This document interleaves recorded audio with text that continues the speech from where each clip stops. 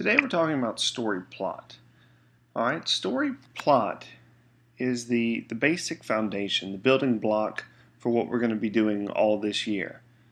Alright, this is English literature. We will be dealing with a multitude of different story types. Now, it's kind of like building a house. Alright, every house has its own foundation. Okay, with every story that we read, we will be dealing with a plot, a basic foundation that the entire story rests upon. So right now we're going to look at what exactly that foundation is. What is it made up of? What elements can you expect to find in whatever story we're reading? It doesn't matter if it's a short story, if it's a fiction piece, whether it's a novel or even a non-fiction story. All of your stories will have a sense of plot.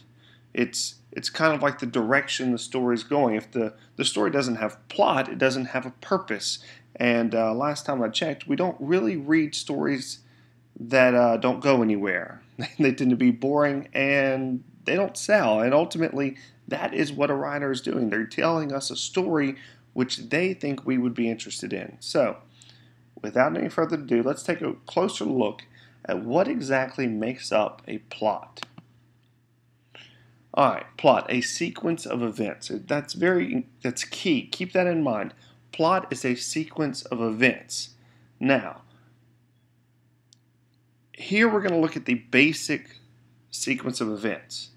We're going to look at chronological order. Now, understand this, we are able to change and mix this all up later, but the elements will still be there. So we're going to go through the elements and see how they progress through what we call a linear story, a chronological story. But just understand that these elements can be mixed matched later, but that is a different thing. So first, how to tell a tale in sequence, that is plot. Alright, here we have the basic outline, the basic visual of what a plot represents. Alright, we start down here in the basic situations. Now, the basic situations are when you open the book and they introduce the characters. We understand where we are in the story, what's going on, if we're in New York, if we're in the beach in Hawaii, if we're underground. All right, these are the basic situations. That includes things like characters, it includes setting, it includes just basic feelings, whether that's related to the characters or the mood, the atmosphere. All right, that's the basic situation. And as you can see, we don't stay in the basic situation long before we start to have a rise in action. Okay. Think of this like a roller coaster, all right? We start at the bottom, but we very quickly start gaining ground to get our momentum to then take us through the rest of the story. Okay, so here we have what we call events, all right? Different events that happen in the story which build our sense of tension, our sense of suspense, or not knowing what's going to happen, okay? The reason why we don't read kids' stories anymore is because the plot of a children's story doesn't really give us any suspense anymore. We kind of understand what's going to happen, all right? So as we get older, we read stories that have more events that build a sense of tension, of the unknown. We don't know what's going to happen, all right? This happens in stories where we have what we call love triangles, where you have a girl who is in love or thinks she's in love with two different guys. And what builds that tension is you don't know which guy she will choose, all right? Same thing, let's take action stories, all right? If, let's say, they're soldiers and their mission is to go into enemy territory and capture something, all right? What is building our suspense? What events are carrying us up this incline here? Well, we know the mission, and then we get to find out why that may be difficult or what would make that more difficult, and that builds our suspense, which brings me to this word right here, complications. All right, in any good story, It's not just knowing what the main focus is, all right? The girl wants to fall in love, or the guy is on a mission to find something.